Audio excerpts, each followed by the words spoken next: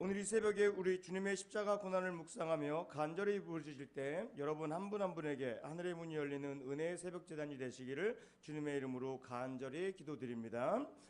우리 하나님의 아들 독생자 예수 그리스도는요, 저와 여러분들에게 영원한 생명을 주시고자 이 땅에 육신을 입고 오셨고 죄를 사해 주시기 위해 십자가에 달려 돌아가신 줄 믿습니다. 이 같은 예수님의 생애를 그린 성경책이 바로 사복음서입니다. 마태복음, 마가복음, 누가복음, 요한복음. 이 사복음서는 각각의 특징이 있다고 합니다. 마태복음은요, 유대인의 왕으로 오신 예수님을 묘사하고 있는 책이고, 또 누가복음은 인자, 곧 사람의 아들로 오신 예수님의 모습을 나타내고 있는 책이며, 또한 요한복음은 예수님의 신적인 성품을 잘 표현한 성경이라고 말합니다. 이 가운데 특별히 우리가 오늘 이번 특별 새벽 기도회를 통해서 묵상하게 되는 마가복음은 종으로 오신 예수님의 모습을 너무나 잘 나타내고 있는 성경입니다. 사랑하는 성도 여러분, 이번 특별 새벽 기도회를 통해서요, 오늘 이 새벽에 그 종 되신 예수 그리스도, 사복음서를 통해 나타난 그 왕 되신 예수 그리스도, 사람이요 하나님이신 이 예수님을 만나는 복과 은혜가 임하시기를 주님의 이름으로 간절히 기도드립니다. 또한 마가복음은 말보다 행동을 강조하고 있는 행동의 책이라고 말할 수 있습니다. 우리가 이번 기도의 기간을 통해서 마가복음을 잠잠히 묵상해 보면 다른 복음서에 비해서 주님의 교훈보다는 행동, 또한 이적보다는 기적에 더 많은 내용을 할애하고 있다는 것을 발견할 수 있게 됩니다. 또 즉시라는 단어나 그리고라고 하는 단어를 많이 사용하면서 저와 여러분들로 하여금 다른 생각에 빠질 틈도 주지 않고 다른 곳에 의미 없는 시간을 낭비하지 말 것을 은유적으로 가르치면서 시간의 진행이 매우 빠르고 긴박하게 돌아가고 있다는 것을 가르쳐주고 있습니다.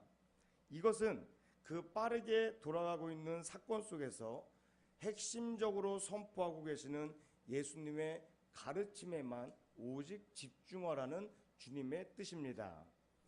더불어 마가복음은 행동의 책인 동시에 이방인들을 위한 복음서라고 잘 알려져 있습니다.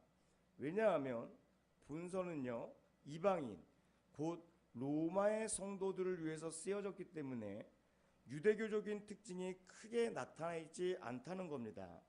오히려 결정적으로 유대인들이 그렇게도 기피하던 사마리아인이나 이방인의 선교에 대해서도 크게 반대하고 있지 않은 책이 바로 마가복음입니다.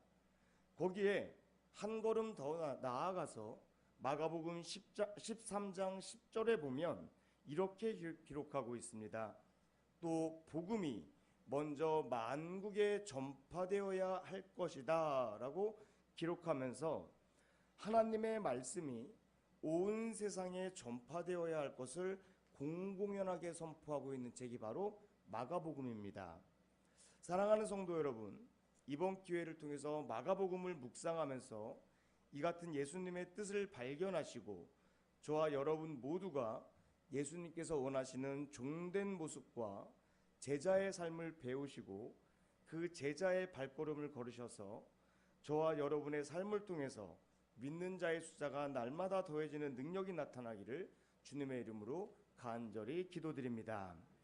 저 또한 오늘 이 같은 배경과 마음의 기도 제목을 가지고 이 자리에서 여러분과 함께 마가복음 3장의 묵상을 내용해 보려고 합니다. 이런 중심으로 이 3장 내용을 묵상해 보려고 하니까 어느 부분을 선택해서 설교 시간, 이 귀한 시간에 나누어야 할지 너무나 난감했습니다. 3장 내용의 전반적 흐름이 참된 구원의 굶주린 많은 영혼을 섬기기 위해서 예수님께서 12제자를 세우는 내용이었습니다. 그런데 이 한 부분만을 골라내기가 너무나 힘들었습니다. 이 짧은 시간 안에 오늘 그래서 전체 내용을 한번 묵상해 보려고 합니다. 먼저 7절부터 12절에 무슨 모습을 볼 수 있습니까?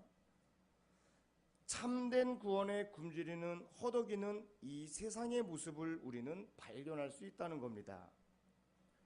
예수님의 소문이 사방에 퍼지면서 더욱더 많은 사람들이 점점 더 예수님께 몰려오기 시작합니다. 예수님께서 주로 활동하셨던 갈릴리 지역에서뿐만이 아닙니다.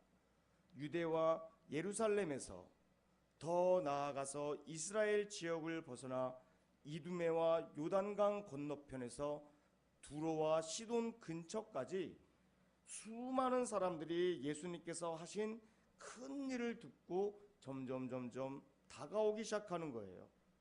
다가오기만 하는 게 아닙니다. 그들은 예수님께 도움을 받기 위해서 몸부림까지 치기 시작합니다. 이 말씀을 묵상하는데 제 마음에 느껴지는 게, 예수님 당시 사람들도 현대 사람들과 마찬가지로 참된 구원에 굶주리고 있구나라는 생각이 들기 시작합니다. 상황 갈 때도 꺾지 않으시고 꺼져가는 심지도 끄지 않으시면서 끝까지 사랑으로 품어주시는 능력으로 고통과 아픔을 해결해 주시는 그 예수님의 사랑. 사랑하는 성도 여러분, 그 예수님에 대한 소문을 그들이 듣게 되었을 때 암흑 속에서 살았던 그들에게 얼마나 큰 기쁨이 되었을까요? 정말 큰 기쁨이었겠죠. 그러니 도처에서 이같이 몰려들지 않았을까 싶습니다. 여러분, 예수님 당시뿐만이 아니라 이 같은 모습은 지금 이 세상도 똑같다는 겁니다. 참된 구원에 굶주려 있다는 사실을 잊지 마시기 바랍니다. 고통이 없고 문제가 없는 개인이나 가정은 절대로 찾아볼 수 없다는 거예요. 모든 사람들은 하늘의 도움을 받기 위해 처절한 몸부림을 지금 이 시간에도 치고 있다는 겁니다. 조금만 용하다는 소문이 나보십시오. 사람이 미어 터지기 시작합니다. 조금만 용하다는 무당집에 가보세요. 예사롭지가 않습니다. 하지만 확실하게 기억하시기 바랍니다. 세상에 참되고 유일한 구세주는 오직 예수 그리스도뿐인 줄 믿습니다. 교회를 통해서요, 저와 여러분들을 통해서 예수님의 참된 사랑과 능력이 나타난다면 지금 이 시간에도 참된 구원에 굶주린 세상 사람들은 바로 이곳으로 몰려들기 시작한다는 것을 잊지 마시기 바랍니다. 이 말씀을 묵상하면서 이 모습을 그려봤어요. 우이질교회 앞마당에, 그리고 우이질교회 분당과 복지관의 구름대같이 예수님의 소식을 듣고 몰려들게 해 주시옵소서. 이 같은 날이 곧 임하게 될 줄 믿습니다. 그랬더니요, 바로 이어서 두 가지 질문이 저에게 동시에 스쳐 지나가기 시작합니다. 우리가 분명히 해결해야 할 두 가지 질문인 거예요. 바로 첫 번째 질문은 그 수많은 사람들을 섬기기 위해서 저와 여러분들, 바로 우리 교회는 무엇을 준비해야 하냐 이거죠. 그리고 두 번째 질문은 그 찾아오는 사람들을 위해서 예수님께서는 과연 어떤 일을 행해 주실까라고 하는 기대감이에요. 사랑하는 성도 여러분, 여러분은 이 같은 질문에 답을 찾으셨습니까? 저는 순간적으로 혼돈이 오기 시작했어요. 하지만 바로 이어지는 말씀들에 그 해답이 숨어 있더라는 겁니다. 13절에 19절에 나타나 있습니다. 13절 이하에 보면 예수님께서 세상의 거대한 요구와 필요를 보시고 12명의 제자를 세우기 시작합니다. 예수님께서 참된 구원을 세상 사람들에게 베풀어 주시기 위해 능력 있는 무슨 기관을 먼저 세우는 게 아니었어요. 누구를 세우시기 시작합니까? 12명의 제자 공동체였다는 사실입니다. 비록 시작은 미약했지만 이들을 통해서 예수님은 세상을 서서히 변화시켜 나아가기 시작합니다. 이들이 바로 현대 교회 공동체예요. 부족해 보일지는 모르지만, 약해 보일지는 모르지만, 그럼에도 불구하고 교회는 세상의 유일한 희망인 줄 믿습니다. 예수님은 그 교회를 통해서 세상을 복되게 해주시는 거예요. 이런 놀라운 일을 감당하기 위해서 예수님의 제자인 교회, 성경에서 수도 없이 말하는 바로 저와 여러분은 무엇을 해야 하냐 이거죠. 첫 번째는 예수님과 함께 교제하는 시간을 계속해서 가져야 한다는 겁니다. 예수님께서 제자들을 부르신 이유는 그 무엇보다 자기와 함께하기 위해서였습니다. 세상을 복되게 하는 제자의 삶을 살려면 예수님과 교제하는 시간이 많아야 한다는 거예요. 이것에 모든 것이 달려 있습니다. 예배, 기도, 말씀 묵상, 주님의 이름으로 모이는 목장과 같은 교회 공동체 등 예수님의 이름으로 모이는 그 모임들을 사모하는 저와 여러분들 되시기를 주님의 이름으로 간절히 기도드립니다. 이를 통해서요, 하나님께서는 하나님의 능력과 사랑을 부어주시기 시작하는 거예요. 놀라운 뜻과 비전과 계획을 깨닫게 해주기 시작합니다. 그리고 두 번째는 서로를 귀하게 여기면서 하나가 되어야 하죠. 15절에서 19절에 나타났듯이 예수님은 세상을 구원하시기 위해 너무나 다양한 사람들을 택해 주셨습니다. 성격도 스타일도 모두가 달라요. 나서기 좋아하는 베드로, 행동주의자 안드레, 또 합리주의자 빌립, 회의론자 도마, 세속적인 야망으로 가득하고 불같은 성격을 지닌 요한과 야고보, 그에 반해 차분한 바돌로메, 모두가 하나같이 배경도 다릅니다. 매국노로 여겨졌던 세리 마태, 오늘날의 운동권에 해당했던 열심당원 시몬, 이렇게 다양한 사람들이 모였으니 그 사이에 얼마나 문제가 많았을까요? 하지만 예수님께서는 이들이 하나가 될 때 얼마나 큰 역사가 나타날지 알고 계셨던 거예요. 오늘날의 우리들의 모습도 마찬가지입니다. 여기 모인 저와 여러분들의 모습이 얼마나 다양한가요? 하지만 우리 이 교회 공동체의 생명력과 아름다움은 다양한 우리들이 하나가 될 때 나타나게 될 줄 믿습니다. 이 자리에 앉아 계신 모든 한 분 한 분이 얼마나 소중한 분들인지 몰라요. 하나님께서 특별히 함께 계시기 위해서 택해 주신 분들인 줄 믿습니다. 지명해서 불러주신 분들인 줄 믿습니다. 그렇기 때문에 너무나 소중한 분들이에요. 누구 한 분 잘난 분들 안 계시고요, 못난 분들 없죠. 더욱 분명한 것은 모두가 함께 있을 때 더욱 강하고 단단해질 수 있고 아름다워질 수 있다는 사실을 마음 깊이 기억하시는 저와 여러분들 모두가 되시기를 주님의 이름으로 간절히 기도드립니다. 저는 요즘요, 레고로 된 로봇 만들기에 한창입니다. 둘째 아들이 2학년이 되었는데 레고로 된 로봇 만들기를 너무 좋아하거든요. 그래서 같이 만들어주고 나기 때문에 요즘 한창이에요. 만들다 보면 신기한 것이 하나 있는데 퍼즐과 부품 중에 조그맣고 조금 이상하게 생긴 것들이 있어요. 눈에 보이지도 않을 만큼 조그만 것들. 그런데 이것들을 뭐에 쓰나 싶은 것들이에요.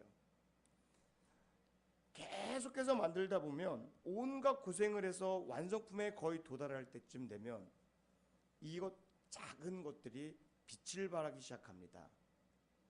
그것들이 없으면 레고가 힘이 없다는 사실을 깨닫게 돼요. 힘을 못 발휘해요. 로봇가 서 있지를 못해요. 반드시 그 작은 것들을 중간중간에 끼워 넣어줘야만 단단한 레고 로봇이 완성되더라고요. 하나님의 일을 하는 교회도 이 같은 레고 로봇과 마찬가지인 것 같아요. 힘없어 보이는 사람들, 능력 없어 보이는 사람들, 별나게 보이는 사람들 무시하지 마시고 우리 함께 사랑으로 품어주시는 아름다운 공동체가 되었으면 좋겠습니다. 그리고 세 번째는요, 14절과 15절에 기록되었듯이 제자라면 나가서 전도하며 그분의 이름으로 사람들을 도와야 한다는 거예요. 이것이 바로 예수님의 제자인 저와 여러분들이 감당해야 할 사명이죠. 이는 두말할 필요 없는 말씀입니다. 예수님의 지상 명령을 수행하는 것이고요, 하나님의 소원을 이루어드리는 행위이기 때문에 그래요. 서론에서 말씀드렸죠.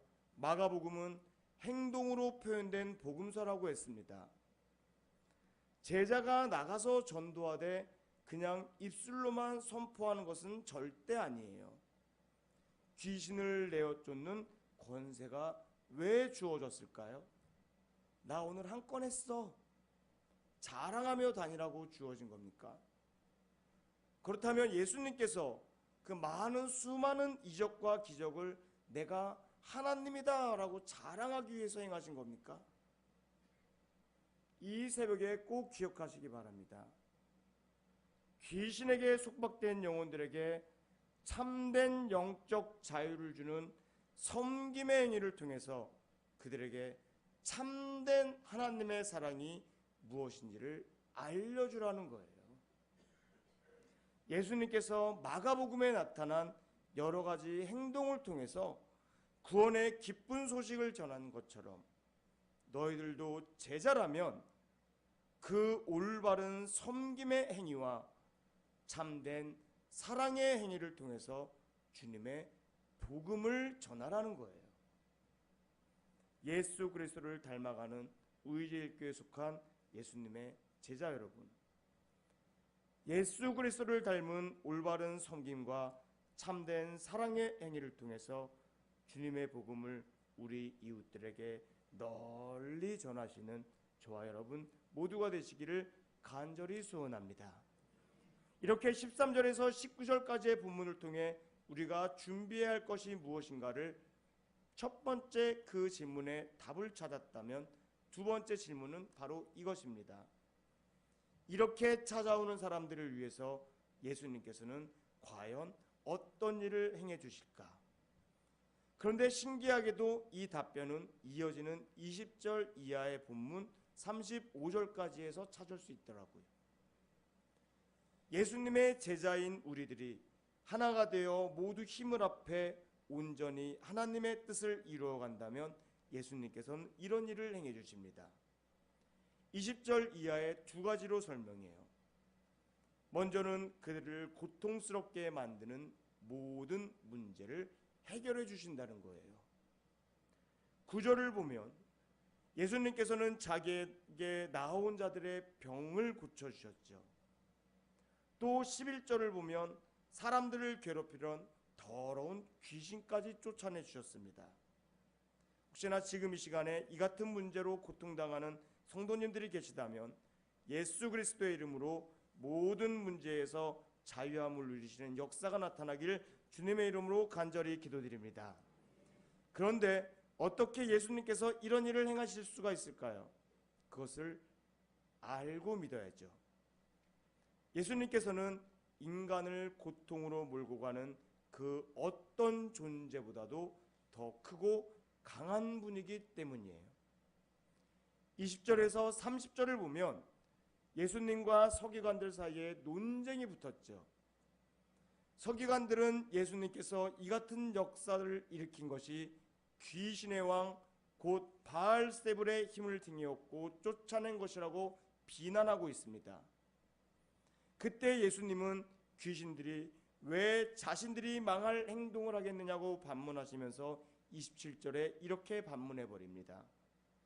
사람이 먼저 강한 자를 결박하지 않고는 그 강한 자의 집에 들어가 세간을 늑탈치 못하리니 결박한 후에야 그 집을 늑탈하리라.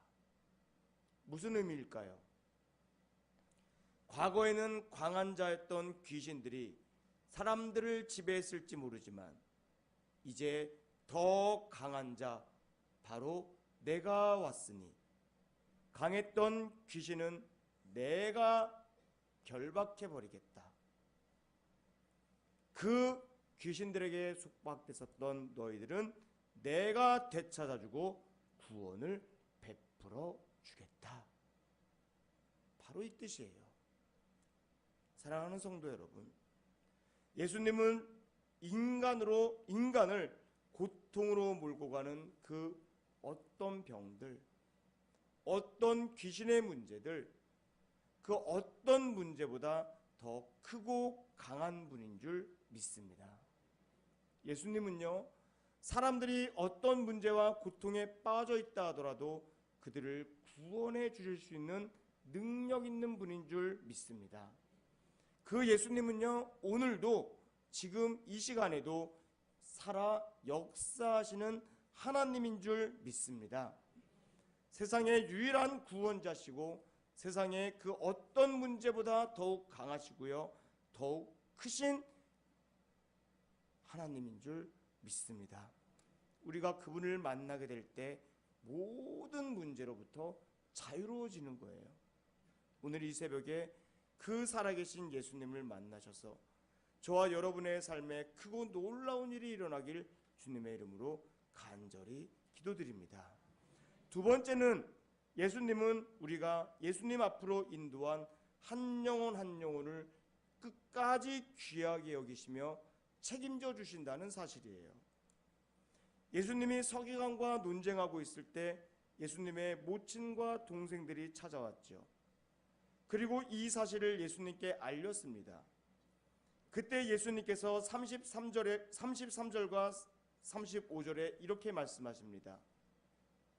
누가 내 모친이며 동생들이냐? 누구든지 하나님의 뜻대로 행하는 자는 내 형제요 자매요 모친이니라. 여러분, 누구에게나 가장 소중한 사람은 가족 아닙니까?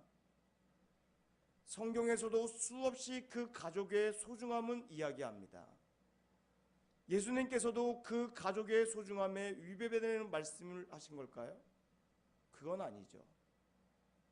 부모와 형제와 자매를 포함하는 가족관계는 그 어느 누구도 절대 끊을 수가 없다는 사실을 의심하지 마시기 바랍니다. 가족들은 끝까지 서로를 사랑하고 책임져 준다는 사실을 잊지 마세요. 그런데 오늘 본문에 나타난 예수님의 모습은 어떤가요? 예수님께서 피로 나눈 가족처럼 소중하게 생각하는 사람이 누구라는 거예요? 바로 하나님의 뜻대로 행하는 자, 바로 그들, 바로 여러분들인 줄 믿습니다. 예수님을 믿고 하나님의 뜻대로 행한 자가 되면 그들은 예수님의 가족이 된다는 거예요. 예수님은 그 사람을 소중하게 여기셔서 끝까지 사랑하시고 그의 미래를 영원히 복되게 책임져 주신다는 겁니다. 여러분은 복받은 한 분 한 분이라는 거예요. 오늘만이 아니라 내일도 모레도 영원토록 예수님의 가족으로서 예수님의 크신 사랑과 능력으로 저와 여러분의 삶을 복되게 책임져 주실 줄 믿습니다.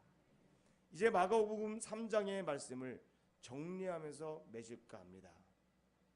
예수님 당시처럼 오늘날도 수많은 사람들은 참된 구원에 메말라 있음을 기억하시는 우리 모두가 되었으면 좋겠습니다.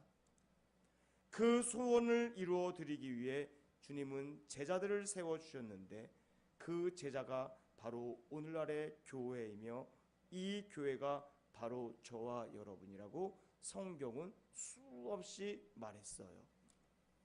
이 교회만이 세상의 유일한 희망이요 기쁜 소식 생명을 전할 통로가 되기에 교회인 우리 한 명 한 명은 모두가 소중한 존재로 부름받았음을 마음속에 깊이 간직하시면서 주님과의 교제를 회복해야 함을 잊지 마시고 서로를 귀하게 여기시며 하나가 되어서 사랑하는 이웃들에게 참된 사랑과 섬김으로 예수님의 이름을 전하는 살아있는 제자 공동체 우리제일교회를 세워나가시기를 주님의 이름으로 간절히 기도드립니다. 이렇게 될 때 세상의 유일하고 참된 구원자이신 전능하신 예수님께서는 우리 모두의 모든 문제를 해결해 주실 것이며 또한 우리 모두를 주님의 가족 삼아 주셔서 끝까지 사랑해 주시고 앞날까지도 책임져 주시는 은혜가 저와 여러분들에게 임하게 될 줄 믿으며 오늘 이 새벽이 바로 그 은혜가 임하는 축복의 통로가 되는 은혜의 제단이 되시길 주님의 이름으로 간절히 기도드립니다. 기도하시겠습니다.